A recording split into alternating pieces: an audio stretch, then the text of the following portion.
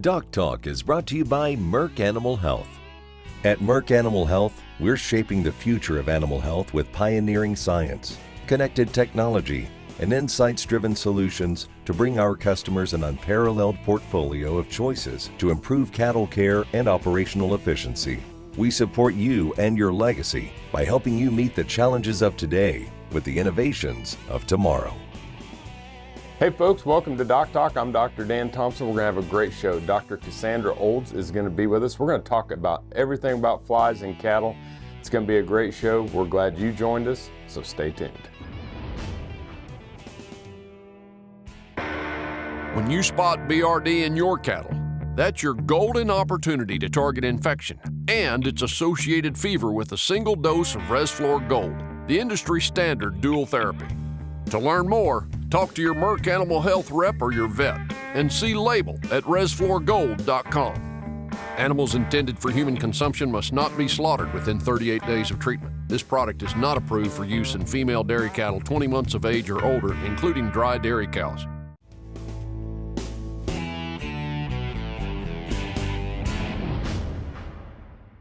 Hey folks, welcome to DocTalk. I'm Dr. Dan Thomson here with Dr. Cassandra Olds, and we're at Kansas State University where Dr. Olds serves as an assistant professor in the Department of Entomology, and she is a veterinary medical entomologist, and we're very, very thankful that you're at K-State. Yeah. And we're thankful for the work you're doing. This is really, really incredible. But talk to us, let's kickstart us into flies because fly season's coming. Fly season's here already, Right. actually. With the warming weather, we got that early coming out of spring. They're already here. They're already a problem.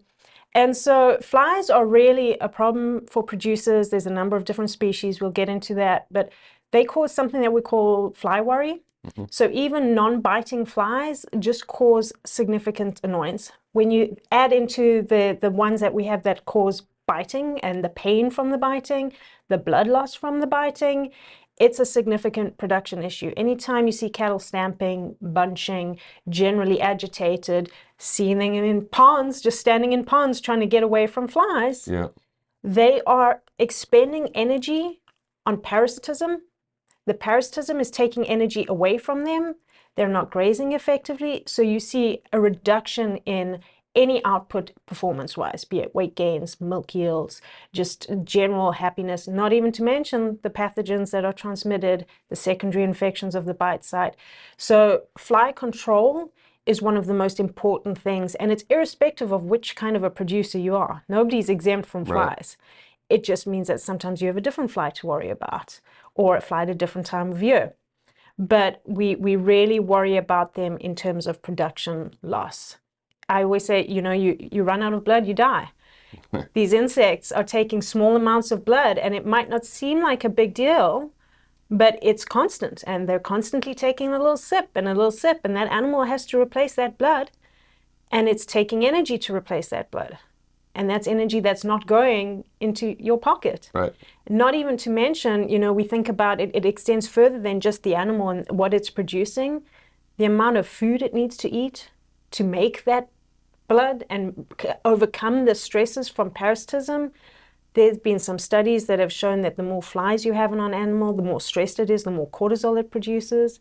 And so stress, we know, does crazy things to the body. So they're small creatures, but the knock-on impacts that they have is just a cascade, and it just amplifies the further you go down. So really, really important to have a good pest management strategy. Well, it seems though, when you talk about production, you talk about the diseases, you talk about the loss of maintenance, or the increase in the maintenance requirement because of the loss of blood. And I think a lot of people see cows standing in a pond and they're like, oh, they're hot. No, they're trying to get away from the bugs. Yeah. And you can always, I've never seen a cow in a pond until I came to Kansas. Okay. I honestly say, growing up in Africa, we don't see Africa people, where our climate is way more conducive to flies. I'd never seen flies standing in ponds. So I think we have to be aware that a lot of our fly problems are significant. And you can always tell when it's, okay, hypothetically, if he was warm, he wanted to cool down his hooves, he's only getting his legs, a bit of his belly. But when you see them tossing their head back, when you see them flicking that tail, when you see them bunched together like that, They're trying to get away. they're trying to get away from flies. So even when I'm driving on a highway and I see cattle in a pond, I'm looking, are they just standing there and drinking? Have they waded in to drink a little bit? Or are they going in as far as they can? Are they generally agitated? We also talk about if you see them when they're under a lot of fly pressure, and I think people, once they know what to look for and then they're aware of it, they notice it more. But when you see these cattle that are bothered, they're bunched together. They're jabbing at each other. They're unhappy. Some of those have horns, then all of a sudden we're poking each other with horns. They can also stampede. They can get so agitated and they just want to outrun those flies that they can cause a lot of damage to themselves, running into fences, off rocky cliffs and things like that. So it really is a significant problem. Is. You know, they're bothered. We get 1 or 2 bites and we're annoyed. We're talking about hundreds and thousands of bites. Yep. It's a great kickoff to a great topic. Dr. Cassandra Olds here at Kansas State University. We'll be right back.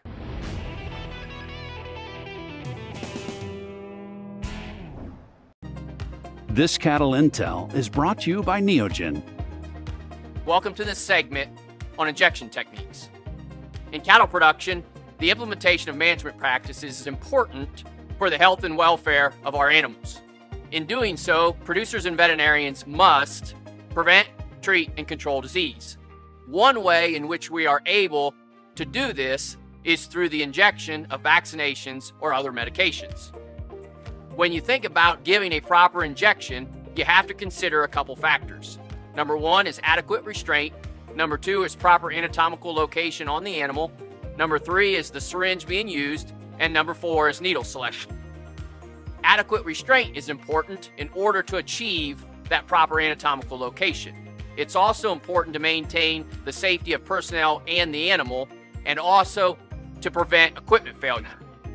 When we look at achieving proper anatomical location, you want to make sure that you're giving injections in accordance with quality assurance guidelines.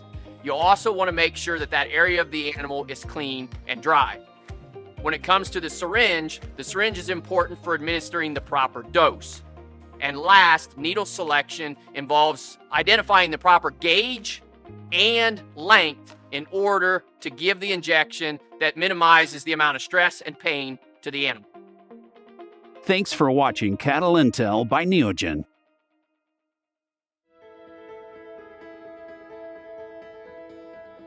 Are you a cattle feeder looking to manage for a stronger and more profitable set of cattle? Look no further than Igenity Feeder.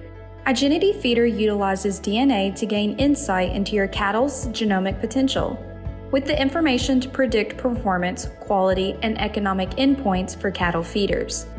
Animals are scored and ranked in a simple format, driving more precise and accurate management decisions. Igenity Feeder gives you the power to predict days on feed, manage variability within lots, characterize carcass performance, and focus on metrics important to you and your operation. With the data provided, you will identify superior animals earlier and maintain high operational efficiency. Maximize your profit and optimize performance with Igenity Feeder. So I weaned my first set of calves and I did the whole herd. Calves that I had processed, they were all laying down or they were at the bunk. The second time we weaned, did my steers with the therapies, skipped the heifers. First day, the steers cleaned the bunk. The heifers, I bet they ate 25%. They didn't even eat enough to refill the bunk. The steers, they'd go to the water tank, they would drink, eating, and I'm like, this is really, really cool. No brainer. They're here, they're hungry, and they can't be stopped with ivermectin. Choose Safeguard when you deworm your cattle to take out resistant parasites like brown stomach worm, Cooperia, Nematodirus, and others. With Safeguard's efficacy, you can kill more resistant worms in your cattle, so you don't leave potential on the table. Consult your veterinarian for the diagnosis and treatment of parasitism. Then bite back at safeguardworks.com. Hey folks, welcome back to DocTalk. Dr. Dan Thomson here with Dr. Cassandra Olds. Dr. Olds is an entomologist. She's a veterinary medical entomologist here at Kansas State University. Great job. I get to work with the public, I get to work with producers, I get to work with little kids at little events that we do. I get to work with great people here in animal science and Weber, across the college, vet med. It's a great all-round job. It's awesome. Yeah. And so we're talking about flies, Yep. but every fly is not just the same fly. Yep, not all flies are flies. Right. So there's 4 main flies that we care about. Okay. We have the housefly, the stable fly, the face fly, and the horn fly. Unfortunately, they look remarkably similar. Right. So it's sometimes hard for producers to know what fly have, and really knowing who you have is the first thing that you have to do. So they have, thankfully for us, preferences on the body. And so often where you find them will tell you who they are. So a stable fly and a house fly they breed in any decaying organic matter. They're not too picky. House flies, feedlots. If you're in a feedlot, you've more than likely got house flies. You're going to see them in the feed bunker on the animals' faces. They are not necessarily biting flies, so they don't cause any pain or irritation, really, other than it's annoying, I've got flies here. Major pathogen vectors. So they move bacteria from one spot to another. A lot of these bacteria are multi-drug resistant, so when you've got an outbreak and you've got flies moving around, people don't really realize how big of a problem a house fly problem is. Big problem. Stable flies, we see them a lot in confined animal production, so, as we do our house flies. We also see them a lot in on grass where you've had hay bales. Hay bales in the summer, hundreds of thousands of flies can come out of those hay bales. Anywhere where there's decaying plant matter. Okay. Really, really, really important breeding site. Stable flies. You will know you've got stable flies because they'll be stomping their legs like crazy. Okay. Stable flies love the front legs, mostly back legs also. The head always points up. And so if its 2 little wings are like that, and there's a little head, the head points up. On the stable fly. On the stable fly. So if you see a head pointing up, stable fly. Okay. So legs, head up, stable fly. People underestimate the importance of them because there's only 3 or 4. These flies feed for 2 to 5 minutes max. Then they're gone. So if you're seeing 3 to 4 flies 5 times a day, that's different flies. Yeah. So people underestimate how many flies they have. Incredibly painful bites. Yeah.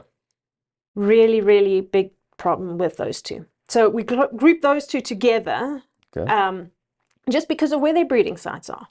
Then we have horn flies and we have face flies, both in the pasture, breed in fresh manure. So we don't see them as much in feedlots. Okay. If you have lots of little flies and the head is pointing down on the back of the animal, that's a horn fly. Okay. Horn fly is our biggest economic burden. Right. Yeah. Face flies, we don't see them as much, more on the face of the animal. Similar size. People sometimes think they've got face flies, but they've got house flies. Okay. So the stable flies and the house flies together, horn flies and face flies together. Yeah. You get stable flies in pastured cattle, but we talk about pastured flies because of the horn flies and the face flies because of the intact manure. Gotcha. When you're on a feedlot, you're just, you're walking in that poop pile, and so you don't have that breeding environment that the flies like.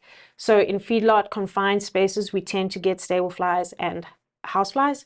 Pasture, we get horn flies and face flies and stable flies. Stable flies are a little bit of a buffer. Everywhere. They can go everywhere. Perfect. And they're mean. Yep. They're mean. All right, so we've got the stage set. When we come back, we'll talk about what to do about these flies with Dr. Cassandra Olds. We're at Kansas State University. Thanks for joining us.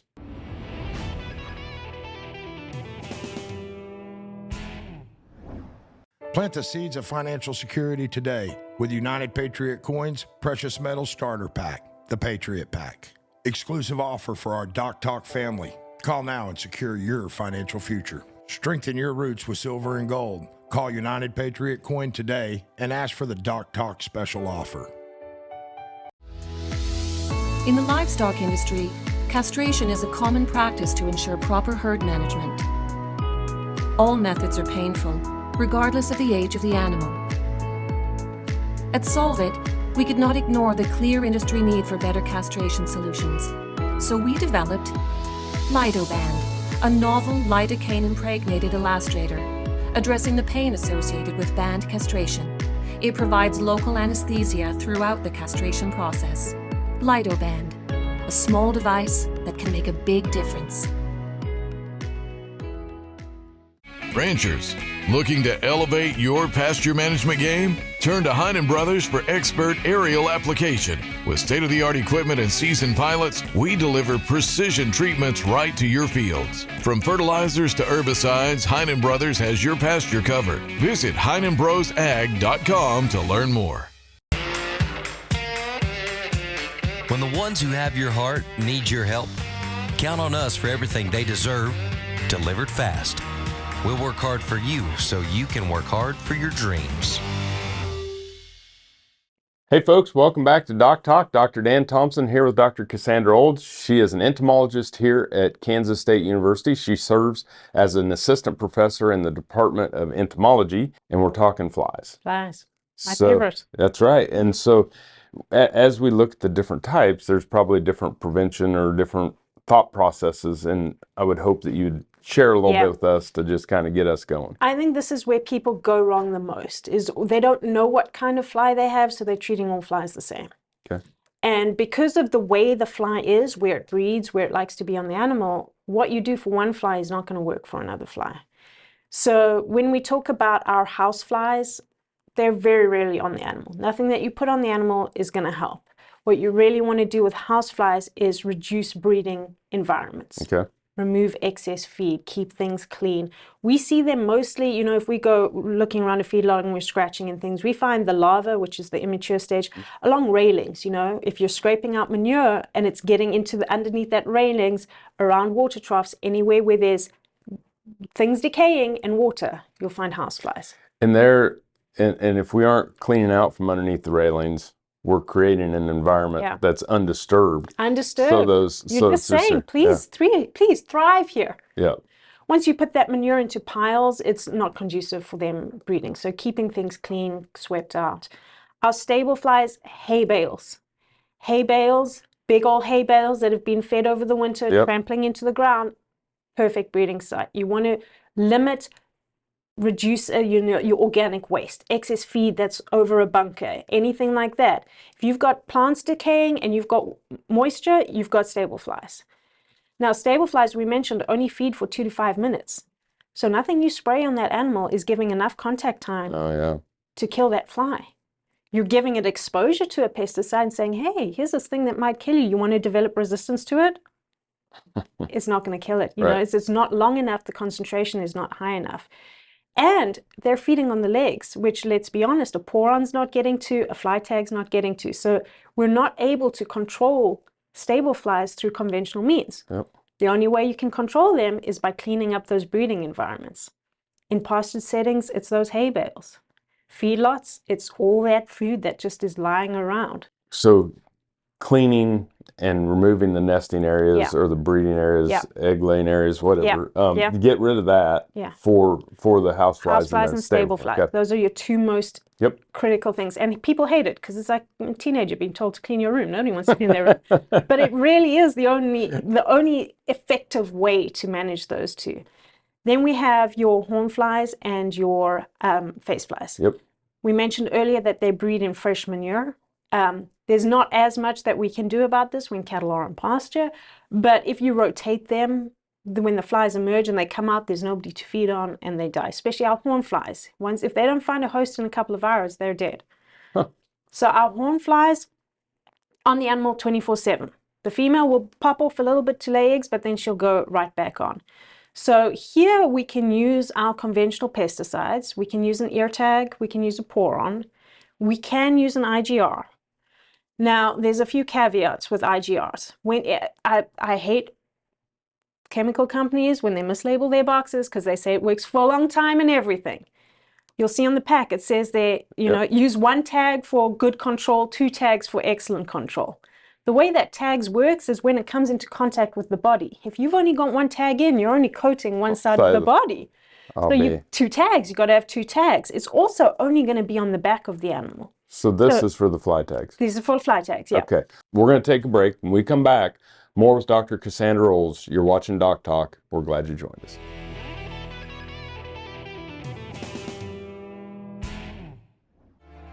Hey folks, for your firearm and ammo needs, for gun safes and much, much more, and to have it personalized, come visit us at United Patriot Supply outside of Seneca, Kansas. You can also visit us online at unitedpatriotsupply.com. Be sure to say that Dr. Dan and DocTalk sent you, and we'll see you down the road. Hey, I'm Clark Victory. I grew up right here on this little ranch near Chelsea, Oklahoma. Roped and ranched all my life. A few years ago, I had an injury that created what they call a frozen shoulder. And after speaking with the surgeon in Tulsa, he told me that he could make my shoulder better if he did surgery, but he absolutely couldn't fix it. And I called Kansas Regenerative Medical Center. I did the stem cell replacement. By 12:30, my wife and I had lunch and was driving back to Chelsea. We work around here. Some days we work pretty hard around here, and my right shoulder doesn't get sore. It's like a baby's arm.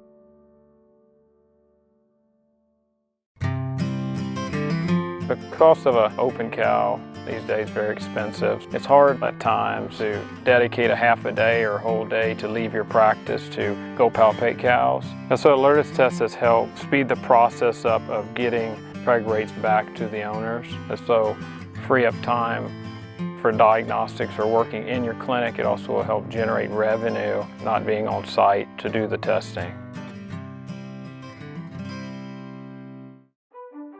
When it comes to treating BRD, you want a product that you can count on to get the job done at an affordable price. Macrosyn by Bimeda delivers on both. A straight shooting, no BS tulathromycin that does what it's supposed to do. End of story. You don't need to take our word for it though. Go to macrosyn.com for customer testimonials and head-to-head trial results. For your cattle and your bottom line, choose Macrosyn.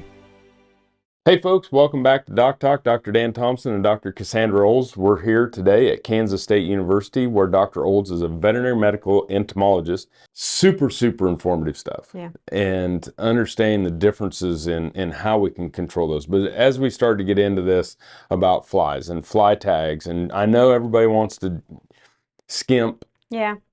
But I had never had anybody tell me that it's about rubbing it on one side or the other, not just about dangling in the air. Yeah.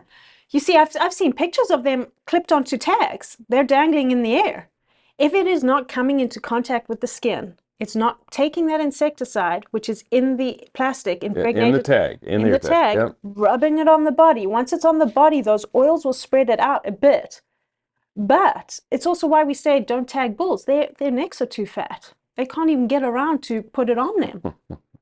So when you go to halfway fight flies by only putting one tag in your cow, you're really putting them at a disadvantage. One, you're putting them at a disadvantage. Number two, you're selecting for resistance. Oh, yeah. You know, everybody needs to be thinking about resistance. We are breeding these flies. We're saying, here's something we're exposing you to. I want to see how long it takes you to survive that. Nature survives. We give it a challenge, it overcomes. If you make that challenge easy, it's going to overcome it faster. Yeah.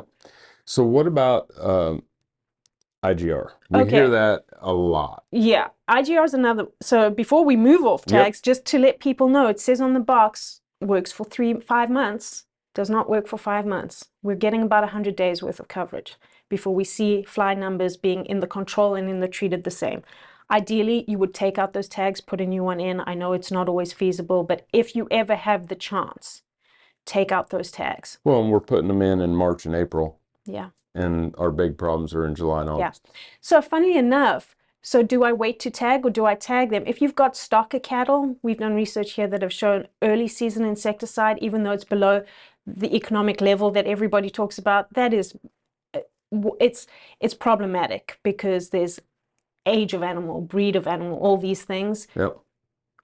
In stocker cattle, where you want them growing rapidly over a short period of time, always early season intervention does actually. It helps. It helps. You increase net profit over even after considering how much you spend. So it is worthwhile for stocker cattle. It's perfect. Yeah.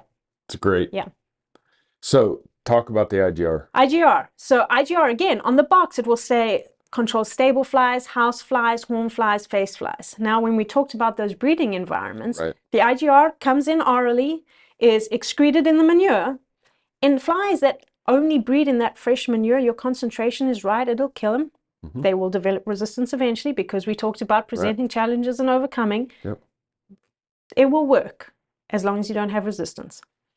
In houseflies and stable flies, where they really want a little bit of poop, Yep. a little bit of grain, a little bit of hay, a little bit of moisture, a little bit of sand, that active ingredient is diluted out, and so that is no longer at a toxic level. Okay. And so if you have a problem with houseflies and stable flies, I do not recommend feeding an IGR.